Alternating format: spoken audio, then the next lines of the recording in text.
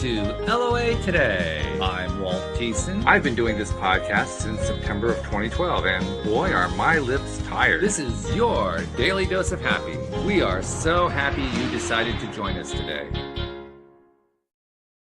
And Jody Lynn is off this week, as she has been for the past couple of weeks, as she's been traveling, but she'll be back again next week, and we'll look forward to that. In the meantime, I am joined today by Stephen Hoskinson, who has a rather interesting background that we'll get into in a moment, but he is the director of education for an organization called Organic Intelligence. And it's all about an alternative way to look at healing, particularly psychological healing, but also physical healing. So this is going to be an interesting conversation. It's kind of up our alley too, because we like to explore this topic from a wide range of angles, but I think it's going to be a little bit of a different angle today. So I'm looking forward to it. Steve, welcome. How are you doing today? Thank you so much. I'm so happy to be here and so curious, to see how our conversation will unfold, and just appreciate the generosity of your vision in creating these conversations. So, well, thank you. Well, I mean, you joined the club because we have no idea how the conversation is going to go either. So, I mean, this is like an exploration for all of us. And 5 minutes from now, we'll probably find out. But right now, I have no idea. Awesome. Great to leap into the abyss of mystery with you. Absolutely. So give us a little bit of your background and how you ended up doing what you're doing, and make sure you leave in all of the gory details because they're fun. Yes.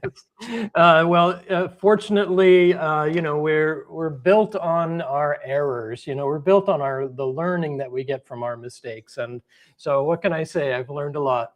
Which is a good thing. Congratulations. Yes. Yep. And live to tell the tale. That's right. It's a good friend of mine likes to point out, if you're still breathing, your mission isn't done. So well done. Yeah. Well, may we all be breathing for a long time yet to come. That's right. It really, it's just essentially my nature somehow to care about people. I remember my parents, I think they were a little worried about me as a kid and just going, Steve, you have to look out for number one. You have to look out for number one. And I don't dispute that wisdom. And there's a story in the Mahabharata where at the end, Yudhishthira, the hero of this epic story of creation and destruction, all he has been wanting is to bring his family together and to somehow be faithful. And at the very end, he's there at the gates of heaven. And they say, Yudhishthira, you were faithful, you can ascend. And he says, fantastic, it's been my life's dream. It's just one thing, my family will need to come with me. They're like, no, sorry, it's your faithfulness. So come on up, leave your family, they'll work out their thing. He's like, I ain't coming. And he said, I'm not going. Without my family, I'm not going. And then truly the heavens parted, and there was the sound of voice that said, that was your final test. Okay. Welcome all. And so, it is really then the facilitation of my family that brought love and warmth and everybody doing the best they can and a lot of forgiveness that got me here, and ultimately supported me to go to college and develop this compassion really for other people, which was, by the way, at the same time trying to figure out my own disruption, my own anxiety or depression, and just the wandering through the halls of self-exploration, knocking on doors. And fortunately, a lot of people answered. In college, I ran into one of my mentors then, who was Maya Angelou. Really? Yeah, at Wake Forest University, and just really helping because I was really concerned about the status of racism in the United States, and especially in the South there. And so really got a lot of support there. And she wrote a letter for me to get me into clinical psychology school, and probably the reason I got in. Wow. And and then I began to study clinical psychology because although my original impulse was actually sort of based in religion or spirituality, like Mhm. justice and the need of support and care for people that are underserved. I got into clinical psychology thanks to Dr. Angelo, and began to study what is then healing going to really look like. And I got right to the end of what I could get to in clinical psychology and academic psychology, and then began to ask the questions like, what is this mind-body connection? Mhm. What is that? How is it that we can, realize, the heights of spiritual awareness, but I can't like pay my bills, or I can't get up in the morning, or, Yeah. like the disconnection between those was really key. And so I began to, I say to people, I left graduate school. I ran away from graduate school and joined the somatic psychology circus, and began to learn somatic psychology, somatic Yeah. approaches to trauma, and really study in Aikido and other ways where the union of body and mind was foremost. And the result of that search is what I guess we'll talk some more about, which is organic intelligence. And That's quite a combination too. I mean, you touched on a number of different fields, if you will, or areas of interest that I can see how they would intertwine. They'd come together. But this is not your typical curricula we're talking about here. This is fairly unique to you, I think. it is indeed, and it is also, I think, as you would it's this East-West blendo. It's Mm. this understanding somehow of Zen and Lao Tzu. It's chopping wood and carrying water. What is the extraordinary that's in the ordinary? Or Martin Luther said, like, if you were to see a grain of wheat, you would go mad with wonder. How the transcendent is in the ordinary and everyday, and to make Mm. that a practice, that takes a little support, and that's why we have all this curriculum and courses of organic intelligence. You said a couple things too that kind of click something in my mind, and I want to start by exploring them. You were talking a bit, for instance, about looking out for number one, but also having the angle of compassion, particularly compassion for others. But you also hinted at compassion for yourself, and that's what rang the bell for me, because one of the subtopics I've been exploring both personally and here on the podcast lately is the idea that we have a wonderful value known as kindness. And there is renewed interest, I would say, in practicing kindness. But there's an aspect of it that doesn't seem to be getting quite as much attention. And for me, it's a big deal. And that aspect is kindness toward yourself. Yeah. And the reason I say that is I was noticing something about this very recently. If you don't have a practice of kindness toward yourself, when it comes to being kind toward others, it's a chore. Yeah. It's hard to do. It's Yeah. hard to, I mean, you can do it. That's where, I mean, some 30, 40 years ago, that's where the idea of practice random acts of kindness came from. Yeah. But the problem with that approach is you're constantly having to renew yourself in order to do it. Whereas if you take the time to not only develop yourself, but also develop kindness and respect for yourself, and not aim for perfectionism all the time, and not aim for, tearing yourself down or pushing yourself hard to the point where you just kind of, are killing yourself and so forth. But when you scale that back and start appreciating whatever it is you have been able to do, and not setting high standards that are going to tear you apart to try to reach them, then all of a sudden kindness becomes really easy, not just for yourself, but because you've been kind to yourself. It's easy. You don't even have to think about being kind towards somebody else. Yeah. Well, we should just stop the recording right now. If we get nothing else, that's a home run right there. That's the essence of it, isn't it? It really is. Yeah. Oh man, that's so good. And we work at this by in organic intelligence by describing this really radical and maybe heretical sounding notion, which is the job is enjoyment. Mm. the job is enjoyment. We have such an ambivalent, I think, especially in the West, especially maybe in North America, given our well, and you would know this sort of Puritan roots that are there. It's like hard work that'll get you to heaven. That's what really counts, you know. Self-denial, yeah, that's worth something. But you're Well, I really can tell you exactly what it's worth from my own experience. It's worth destroying your business in the 2008 financial crisis. It worked really well for that. yeah. So ultimately, maybe it does work. Yeah, it just depends on what it is you're trying to accomplish. I mean, Well, look at you now. You know, nothing to complain about. You know, you've arrived. In fact, that's so good. well, Yeah, actually, I have and plenty to complain about. I just don't bother because what's the point? I mean, I mean, that's the whole point of the compassion, I think, and particularly the kindness, the self-kindness is you'll let up on things to complain about because you don't really need to anymore. that's right. That's so brilliant. I love that. And you know, we look at what makes it easier to be kind to others and oneself simultaneously. There's no Mhm. difference in the end. And so we believe here, and what we work on is the way that our physical system, our biological system feels. Like when you feel unwell, or you feel anxious, or you feel under-resourced, or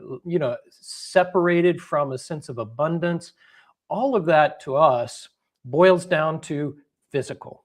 All Mhm. of that is simply an expression of your biological system. And what we have are the tools to help that biology, to understand the way our biology works, and to help it work better, more efficiently, and thus more happily. And so the daily dose of happy is this understanding of how our biology grows, and it's actually the opposite of what most of psychotherapy or trauma therapy is saying, because it really is looking at like the job is enjoyment and cultivating states of pleasure, not because pleasure is better, although it is, but because we grow capacity in that way. Mhm. We actually grow biological bandwidth through naturally increasing steps of tolerance of feeling well. You know, there's a notion of working within the window of tolerance, which is like, oh, how much is not too much? That's not our goal. Our Mhm. goal is the window of enjoyment that says we actually grow. We do our training not by that which you just suggested, which is the efforting of the barbell over your head, you know, but is actually the joy of expression and the lighter lift that comes through naturally occurring appreciation and pleasure. And we cultivate a mindset that helps us in that direction, and that's how we grow. And it's also worth noting there are for some people the idea of lifting that barbell is the expression of joy. That is the fun part. And when you make that shift, everything becomes possible. Yeah, yeah. So okay, that's really cool. I like this. I'm also curious to know, particularly the work that you guys do at the organic. What's the official name? I mean, I know what I was reading off the Organic profile. intelligence, yeah, Just or organic intelligence. That's the OI. official name. We abbreviate it to OI sometimes. Okay, so from the perspective of the work that you guys do at OI at Organic Intelligence, what do you find is the I guess I'd call it the cornerstone, the piece that keeps holding it together each time that you're working with individuals? Because one of the things that I picked up from your profile is you're looking at wellness and health from a different perspective, one that I like a great deal. Yep. But how does that tie into the actual work that you end up doing with people? Well, thank you for the question. The cornerstone is this really great news, and you'll find it at the heart of all the major wisdom traditions, which says that within yourself is pre-existing wholeness. That is, we're not trying to manufacture some kind of goodness. We're just trying to get out of the way enough to discover it and rediscover it again and again. And that wholeness and goodness is then the font, the source then of the love for ourselves and for others. And when we begin to discover that, and then we begin to live a different life because we are supported rather than all of that efforting. I'm kayaking down the river instead of trying to swim upstream. Which makes a difference. It's also a question that I find is very relevant to people like us later in life, because I don't know about you, I've really noticed, particularly among peers, people around my own age, just how rapid health decline has become. And on one hand, it's kind of alarming to watch, because I keep thinking to myself, well, what am I doing that they're not doing? But the other part of it is, well, yeah, what am I doing that they're not doing? Because I don't experience it. I mean, I'm just as active and vibrant as I ever was. I mean, the hair has turned white, but other than that, I'm pretty much the same guy I always was. Mm-hmm. And I know intuitively it's tied to mindset. It's tied to the way I look at the world and think about the world and interact with the world. And that has a direct impact on my health and on my wellness and my well-being. Yeah. But I don't really have a clinical way of putting that together. So I'm asking you, can you tie that together clinically for us? I think so. The thing that we look at, because it's organic intelligence that we're talking about, is because we're really, as say coaches, the coaches that we train to sit and see a person in their wholeness.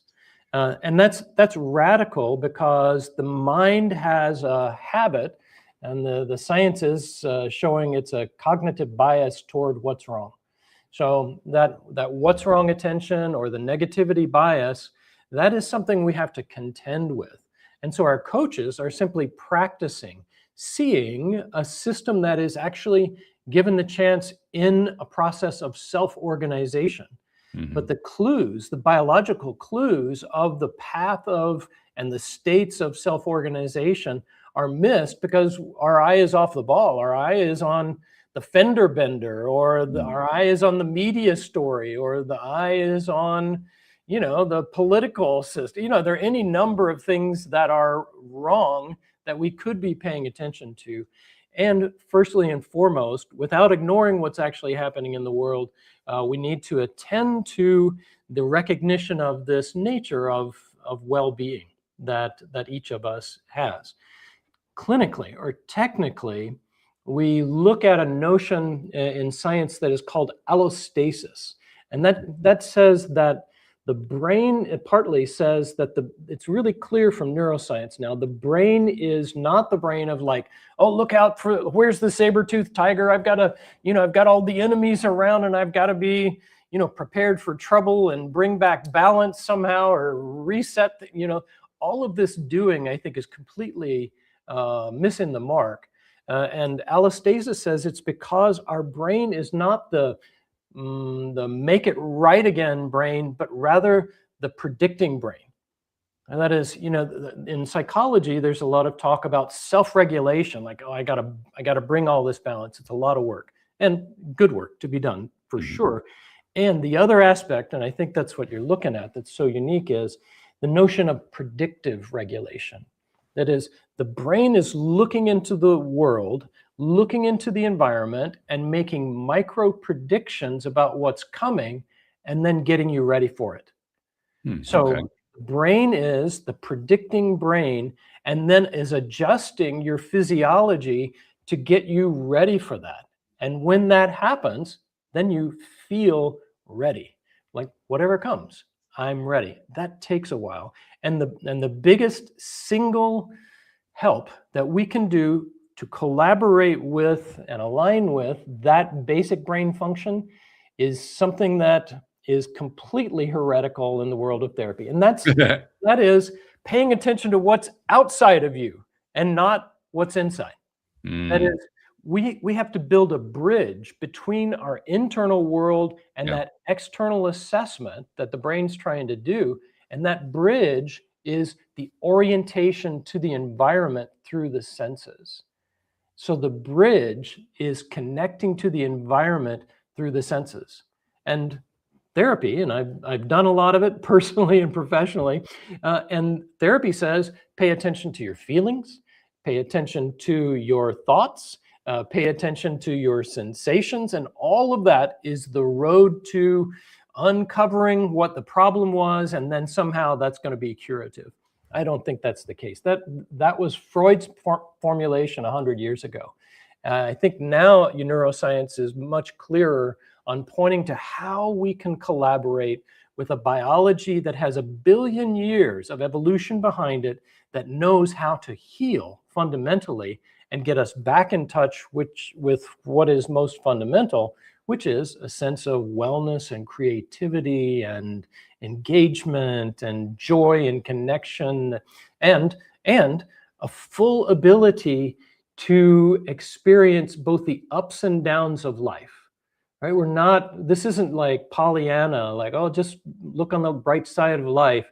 This is the capacity to be with life in its infinite variety, from grief and despair to joy and ecstasy. And so but that's a function of bandwidth. And by using orientation, we begin to set the stage for the body's own recognition of how bandwidth grows. And so that's what we do. We can grow the CPU of the human being so that we have greater bandwidth. And when you have greater bandwidth, things that were a problem aren't so much the problem that they used to be. There's a few things that you said there that I think are worthy of looking at in greater detail. I want to start from the viewpoint of what I'm going to call that bridge that you described between the inside and the external. And the reason I think that bridge is so important, I'm going to take the bridge away for a second. Now, you made reference to, I think you labeled it as the Freudian approach, where everything is internal. And with that approach, there is no external, it's all internal. And that is problematic because it's basically divorcing you from what actually happens in your life. It's assuming that everything that goes on in your life is going on inside you and that there's nothing going on outside of you. And that can be very problematic. But there's also the flip side of it, which is that's where everything is external and nothing is internal. And I would even submit that that's a much more common phenomenon today. People working on themselves by working on the external and just blocking off working on the internal, which is the hard part. You know, not wanting to have to even deal with that part. I'll just do the external. You know, I see a lot of people, particularly in spiritual realm, because I'm part of that spiritual realm, who are doing all this external spiritual stuff, but they don't do any of the internal work. Yeah. So the bridge that you were referring to, the bridge is missing in both of those cases. Yes. Yes, that's brilliant. Yeah, absolutely.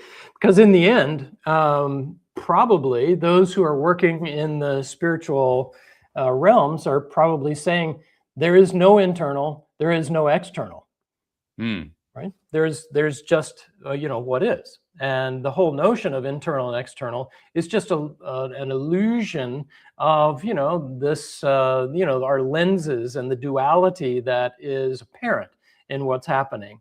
But we don't mistake that for ultimate reality, and so that bridge includes a quality or an ethos of both and.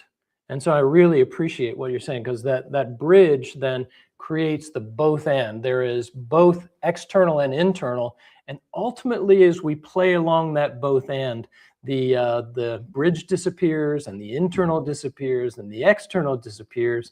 And then you just get something that's probably like the background in your video right now. Yeah. The universe, the galaxies around there. Yeah, that's to remind me that the universe has my back. That's why I throw that up there every time. Yeah, and it works really nicely for me. But carrying on with the theme that we're talking about here, I want to kind of take it to the next level, if you will, in that when we are exploring this bridge and we're exploring the connection between the internal and external, it reminds me of what science has been telling us about how the brain is organized. And how the heart is organized. I mean, one of the main things, for instance, that they've taught us, and they were kind of surprised when they first discovered it, is that the heart actually has more neurons than the brain, which, like, what happened there? That kind of threw everybody. And I'm not sure science has actually embraced what that means yet, but they did notice it. They say, well, this is noteworthy. We're not quite sure what to do with it yet, but this is noteworthy. But when you're talking about what you were talking about, that when I think about it in terms of the bridge between the internal and external, I kind of associate the heart as being more of the internal work, the brain being the external work, and that neuron compatibility, I guess I might call it, or perhaps the bridge between the heart neurons and the brain neurons, is kind of the physical expression of that what do we call it? A spiritual bridge? I'm not sure what we call that bridge, but whatever that bridge is, it has a physical expression in terms of the neurons in the heart connecting to the neurons in the brain. Oh, that's so beautiful. I love that. It's actually, if you look at our logo, it is that. Is it really? Yes.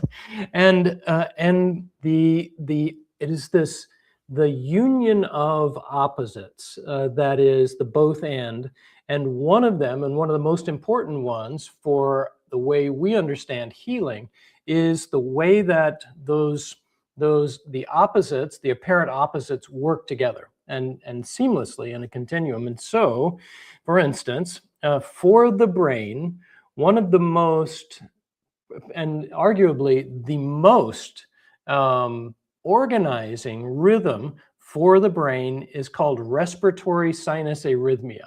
Okay. And respiratory sinus arrhythmia is simply that when you breathe in, the heart rate increases. When you breathe out, the heart rate decreases. And there is that rhythm of up and down, and the flowing between acceleration and deceleration is the rhythm of sync in our biological system, that when it is working well, we feel well, and when it is desynced, we're a mess.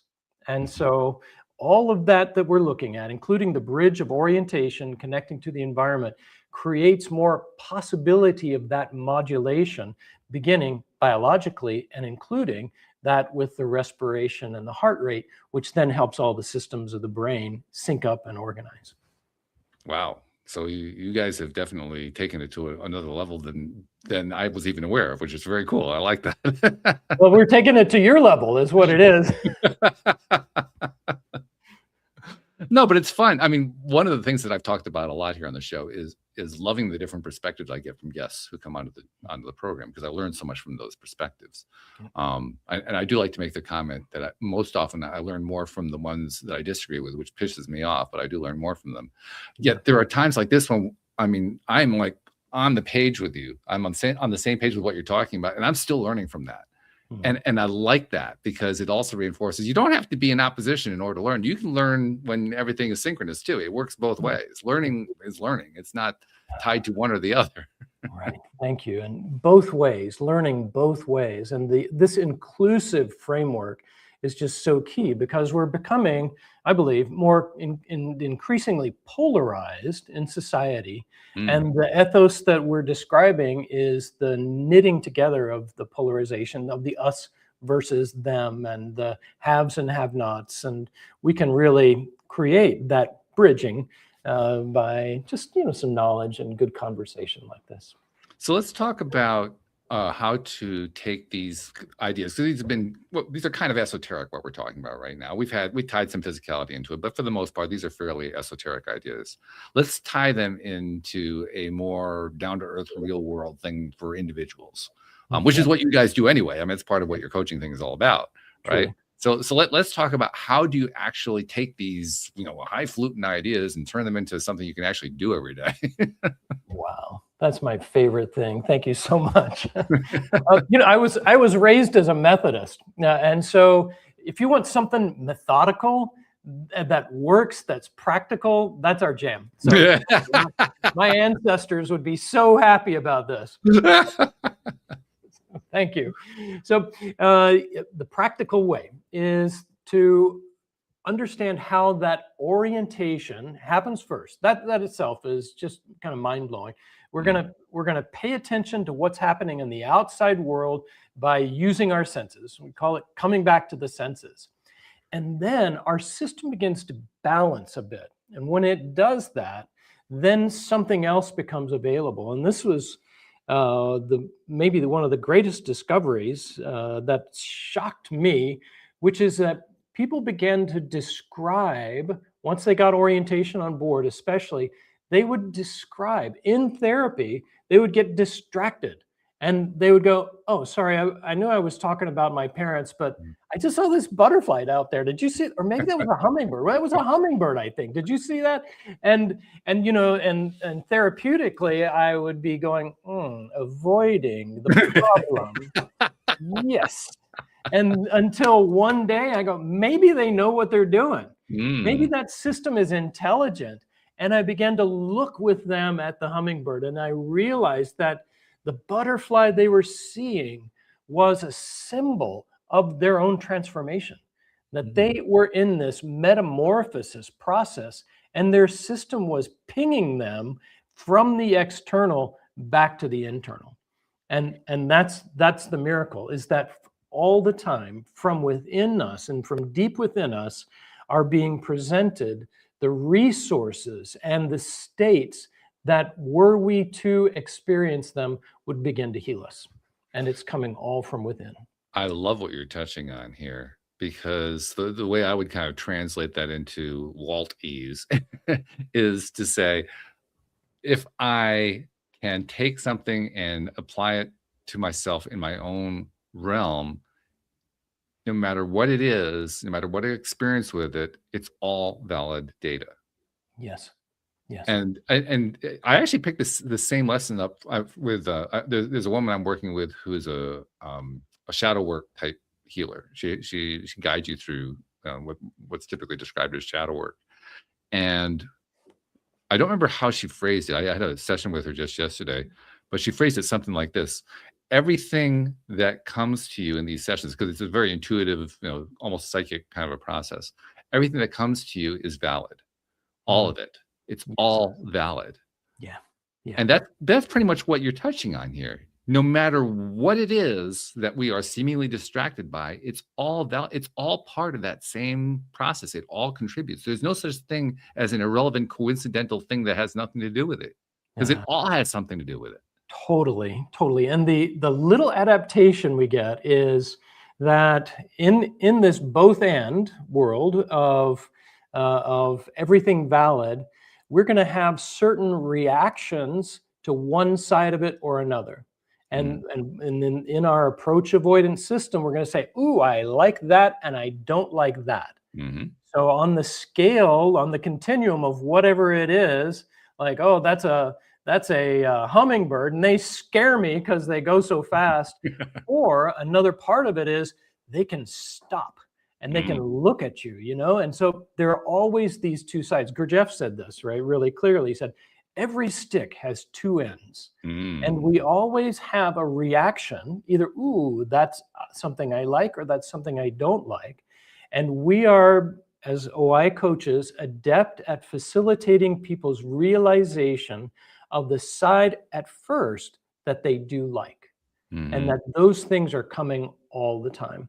And the side that they don't like is getting so much press because of the negativity bias, and it's all about that, but it's not. That is, at best, only half the story. The other half that we're going to be looking for is, what's the side that's communicating the support that then would knit back the fabric of our being, so that then we could say, yes, now I have the bandwidth to include it all. I like that. Yeah. Well, I don't know if you're aware of Abraham Hicks's teachings, but I won't even try to explain it. If you're familiar with the book The Secret, they're tied to that law of attraction kind of thing. Nice. And one of the things, of course, lots of people use stick as a metaphor, as a way of explaining things, and you just did yourself. When you were doing that, it reminded me of the way that they use the word stick. For them, stick is a metaphor that describes what it is that you're actually attracting into your life. Because people tend to think typically in terms of opposites. So for most people, it's like good and evil, right and wrong, bad, good, all that kind of stuff. Yes. But for them, the two-ended stick is thing and lack of thing. Thing and lack of thing, like material and immaterial?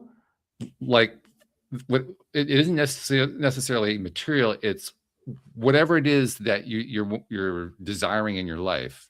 People think about law of attraction in terms of what they can attract into their life. So whatever it is you're trying to attract into your life, there's the thing end of it and there's the lack end of it. The lack end of it is where you think you're focusing on the thing, but what you're actually focusing on is the fact that you don't have the thing.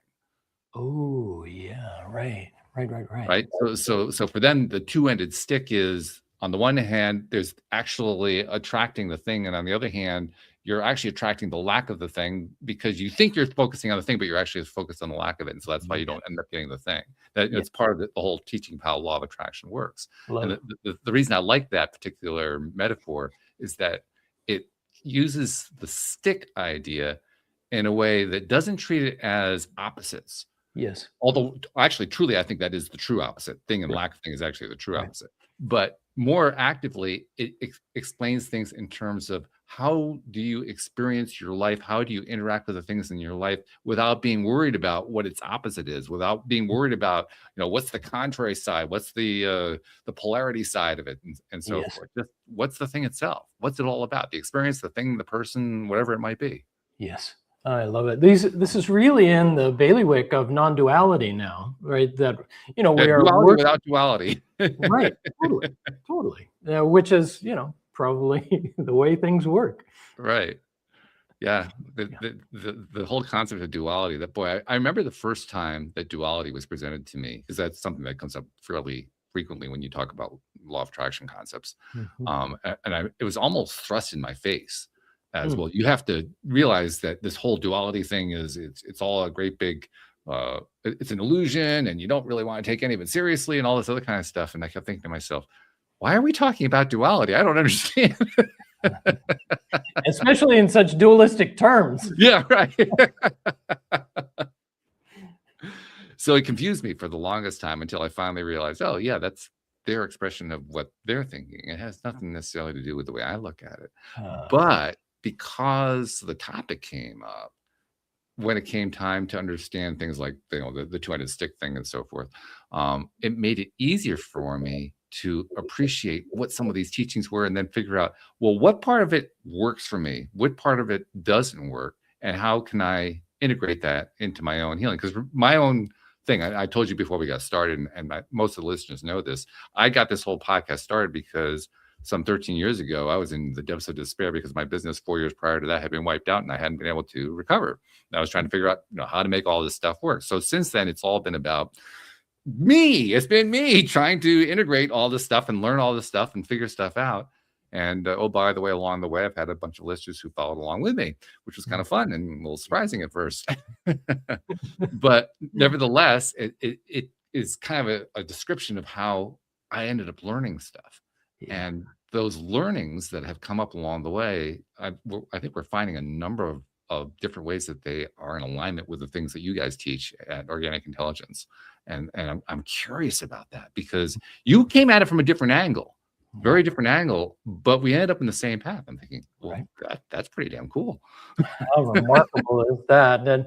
And just as a testament, isn't it, that we're really actually all in the same big boat. Pretty much, yeah. Really in this together. And so I appreciate your emphasis on like curiosity and the learning process and sort of the joy of learning that you've talked about more than once here. And also just happiness in a way, and acceptance, the both and. There's so many of these themes that when you present them here and to your audience, I'm sure it's just going to be deeply supportive. So I'm liking that that connection very much. Yeah. That's one of the fun things about doing the show is we meet. You come on to the show as a guest, we meet and we interact, and then we find commonality, and we find differences too, but it happens quickly. I mean, it's amazing. Literally, we live in rabbit holes on this show. We don't spend a whole lot of time on the mainstream.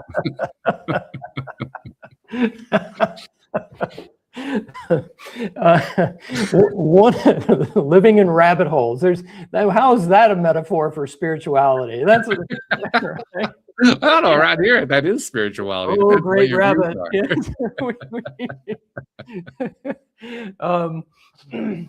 I was thinking that one of the other ideas that I wonder if there's correspondence in how you're thinking of things is that we're saying that as people get orientation on board, and we can practice this if you want, but one of the other things that we discover is that we are preferentially looking for the side of their experience that is unacknowledged, but that also feels well or that's Mm. positively valenced. Like Mhm. we're given that, okay, we are primarily oriented to what's wrong or trying to get away from what's wrong or trying to Mm. get what we think is, that which we want, and then we're suffering because we don't have it. So all of that is in the what's wrong area. And then that happens in some channel of experience, like the emotional channel or the thought channel or something. But what we do is we are looking in other channels for where a complement is that is positively valenced. Mm. So as I think about what I don't have, like reliable access to funds, like I may not pay rent this month. Mm. And on the other hand, there is an aspect of this that feels liberating. That is, I feel like, oh, I'm also free from the worry somehow. There's a part of me that's not fully worried about that. And when we take time with that state of being unworried, then the two sides begin to come together and they begin to resolve and create what we call that extra bandwidth. And so really we make use of the polar system in order to bring back the aspects of one's states or one's system that have been divorced from each other, and they get married again and live happily ever after. Interesting that you described that, because one of the themes we often end up talking about here on the show has to do not only with polarity, but why we would choose to come into a life where there is that kind of polarity. Because it's become evident to us, however we want to think about it, one way or another, we ended up coming in here knowing, I mean, it's not like we were thrown in here blind. We knew where we were coming to. We knew we were going to deal with this. And the way I like to jokingly refer to it sometimes is to say, what the hell was I thinking? But that polarity is also the source of a great deal of learning. And it's a great deal of education that's involved in it. And a great deal of understanding comes out of it. Yeah. So, I mean, polarity, it's kind of like on the one hand, on the other hand, not surprisingly. But but seriously, the whole concept of polarity can play really whatever role you want to play. It's just going to be, what are you going to get out of it? What are you going to take from it? Yeah. And who are you going to take with you? And who are you going to take with you? Yeah, right.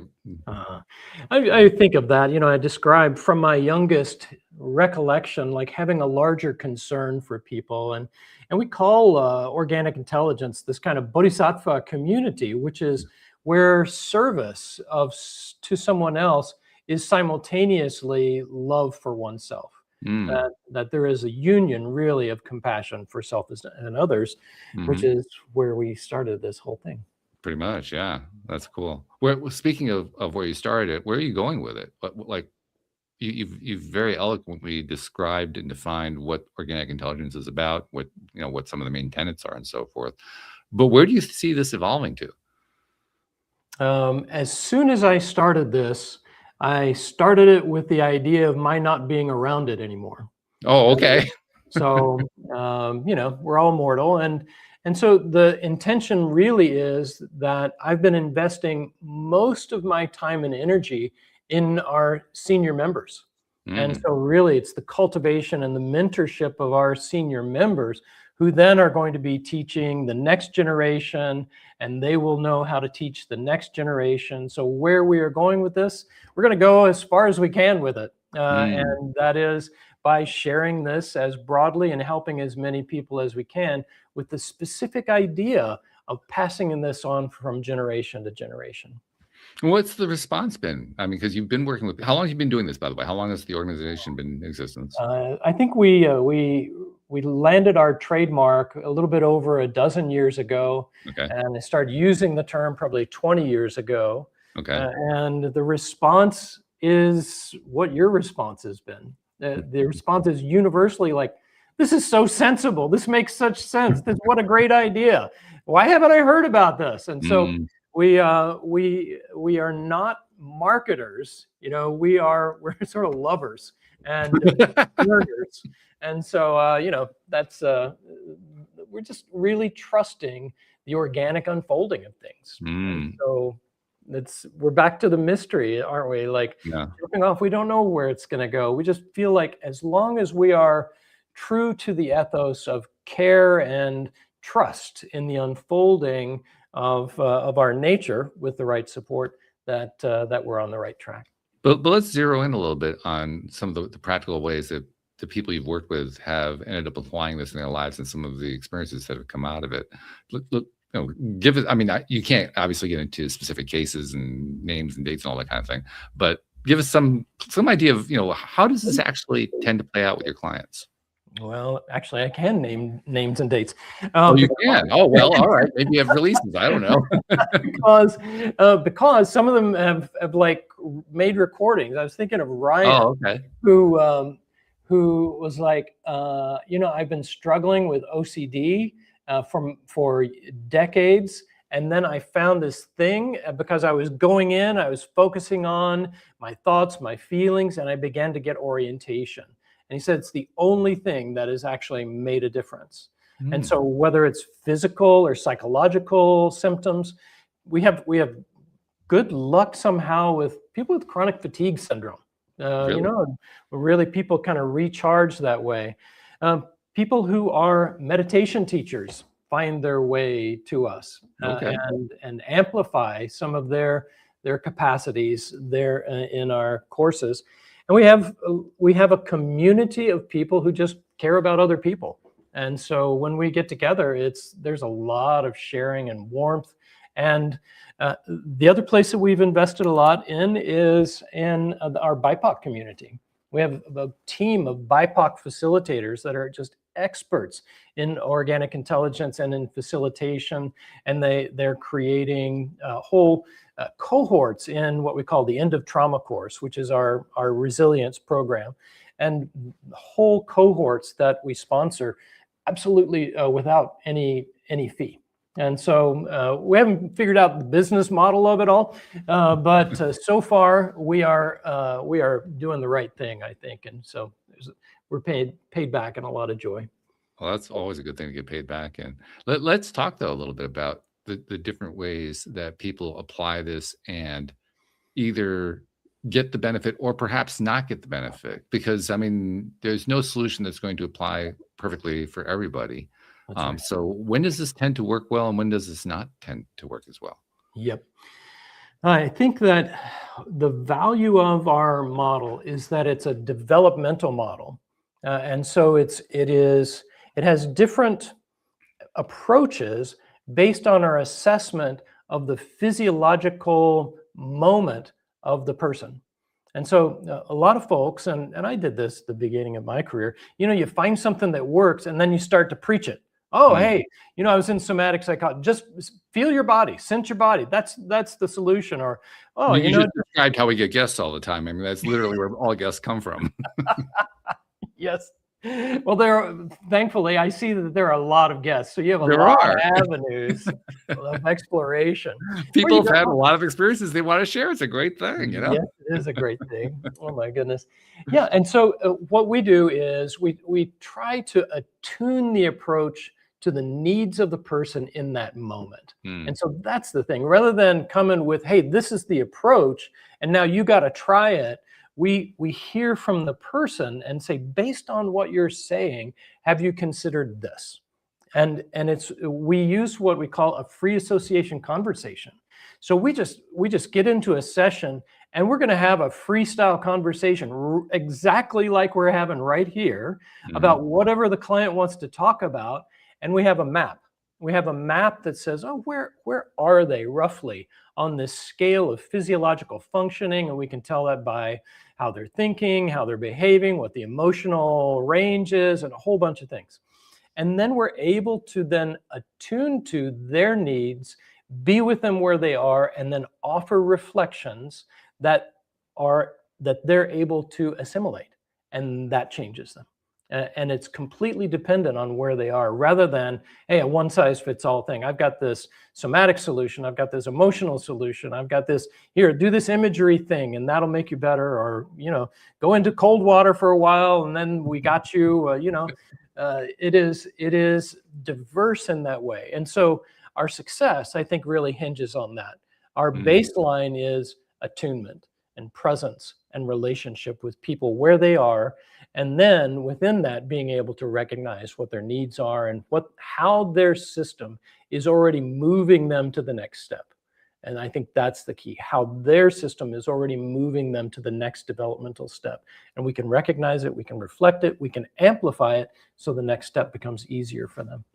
I can see how it's going to be a very high success rate when you approach it that way. It makes a lot of sense to me.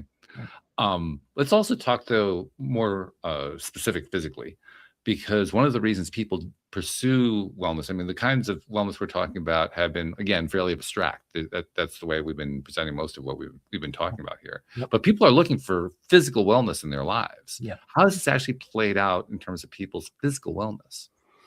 I think there are several ways because, like I mentioned, like we work with a lot of people who have fibromyalgia, chronic fatigue, but also chemical sensitivities and a whole range of things.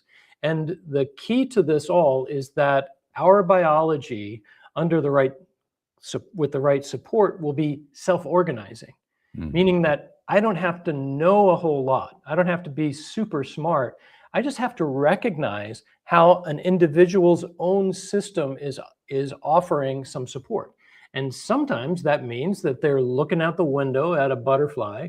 Sometimes it means they remember the image of their grandmother's hands. Sometimes it means that they're having this thought like, oh, I was just thinking the other day about that there are always these messages, these postcards from home coming to our systems that just simply need some spotlight. And given that spotlight, they will warm and they will create healing and balance for the individual. And like I said, that's for physical symptoms, it's for psychological issues, and likewise for spiritual growth and development. And so whatever and wherever the person is, we aim to be able to help them out. Part of what I was thinking of when I was asking that question was my own development, my own path, because particularly in the last few years, I've encountered places where I ended up with physical injuries, not so much traumas per se, but like, for instance, about a year and a half ago, for the first time in my life, I started experiencing, I think you could honestly describe them as migraine headaches. I'd never had migraines in my life. Yeah. And it was like, whoa, okay, where's this coming from? And, first I went to the MD. That was a mistake. Then I went to the naturopath, and the naturopath was trying to lead me through dietary solutions. And I got a little bit of benefit there, but it didn't really do it. And I just kept following my path and was also following what I knew about how I learn, how I absorb, how I do that bridge between the internal and the external. And I ended up getting a piece of advice from a good friend who's a retired physical therapist, who said, go get checked for cervical spine and TMJ issues. Yeah. And that turned out to be it. That turned out to be the source of the thing. Right.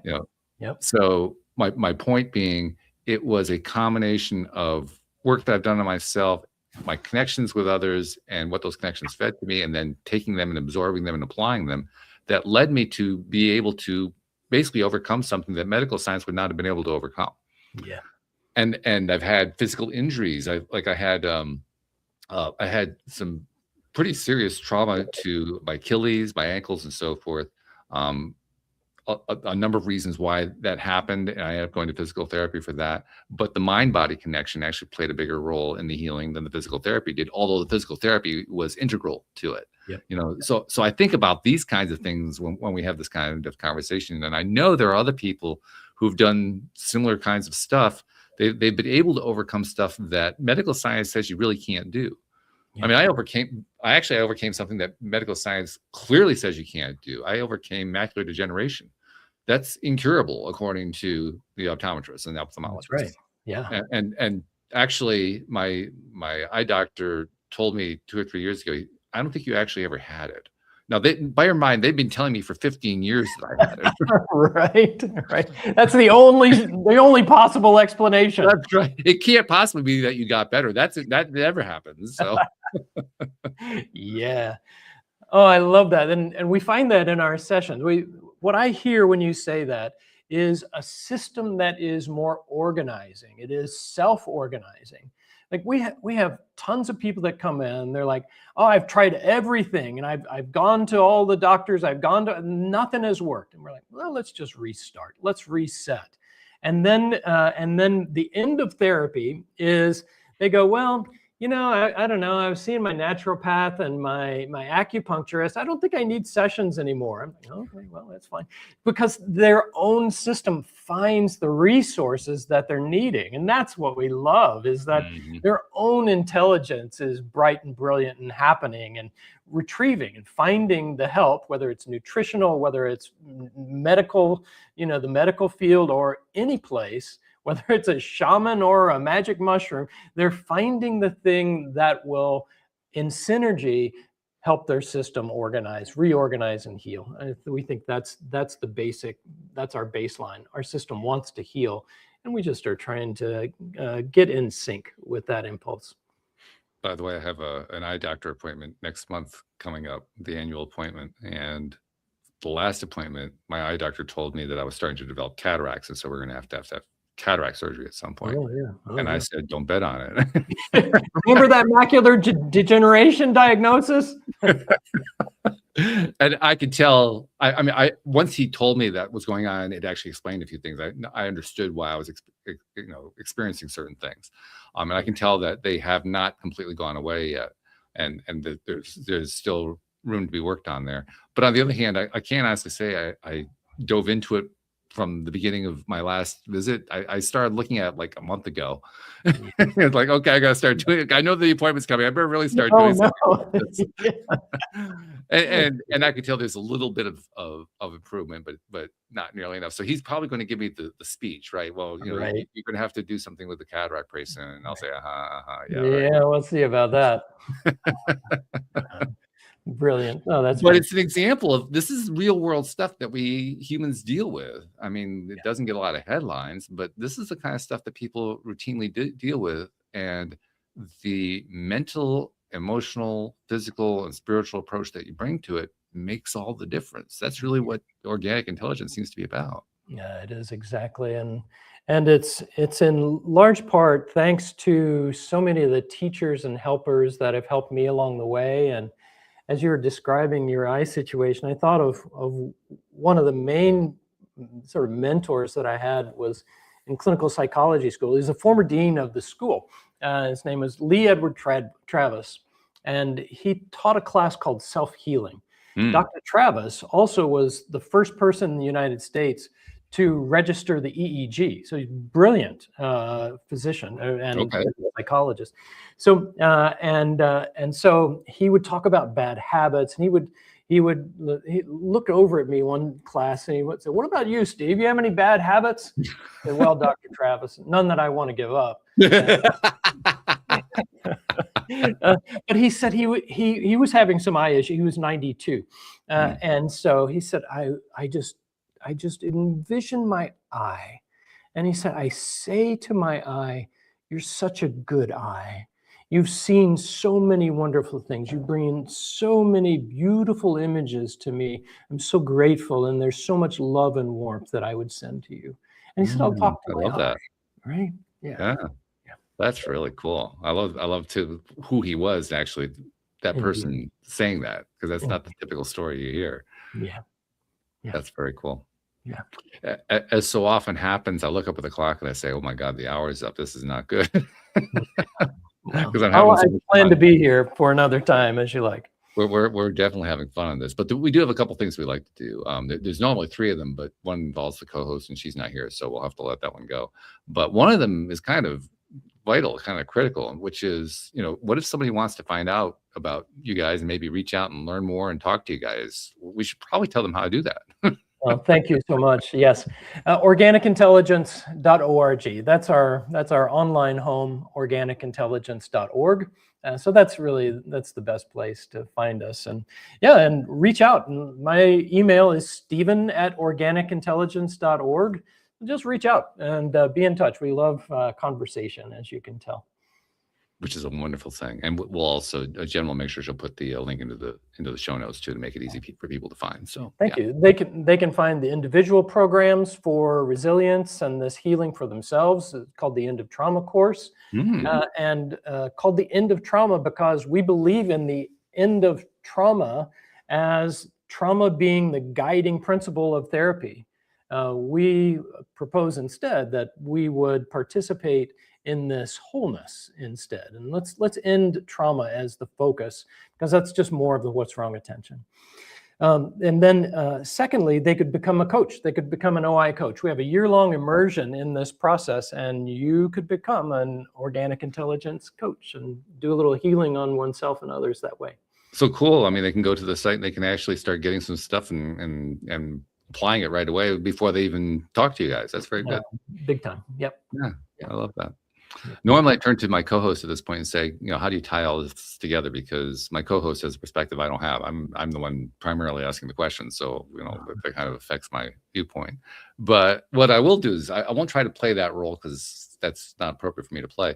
But what I will do is I'll say, I love how much dovetail there has been between what you guys do and what we talk about here.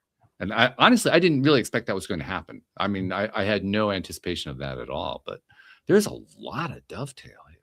It's really very cool. I love it. It's a pleasure, really. Such joy to be able to connect like this and to feel also our partnership in sharing about well-being, and the compassion that's behind that. We'll be at Heaven's Gate and they'll go, okay, hey, come on up, and we'll go, hey, we got the whole audience we need to bring with us here. I love it. That's great. One final thing. This is something I've been doing for the last few years, and it definitely applies to you because we live in the 21st century where you're in California. We're on two different coasts from each other, and we're able to have this conversation. I mean, I have a co-host in the UK. I have one in Alberta, Canada. I have one in Richmond, Virginia. I mean, we have guests coming in from Australia. It's wonderful that we can do this. We couldn't do that 30 years ago. We can do it now, right? And it's fun, and we can share social media posts, and we can write blog posts, and we can share information in all kinds of different ways so that, as we have things that we've discovered along the way, we can make podcasts and we can say, hey, here's some cool stuff. Maybe you can use it. And one of the things that's come out of that is we now have followerships, right? People follow others and they learn from them and so forth. They pick things up, they apply them in their lives, and the people they've followed often have no idea what happened and certainly never get the credit for it. And that's why I said, whoa, wait a minute, we can do something about that. Wow. So Steve, on behalf of those people you've never met and never seen and never will meet and never will see, who you've been helping in ways you didn't even know about just by doing these podcasts and doing the other work that you do to get the word out. On their behalf, thank you for what you're doing, because you're making a difference in this world. Well, thank you so much. That's a dream come true. Thank you. Yeah.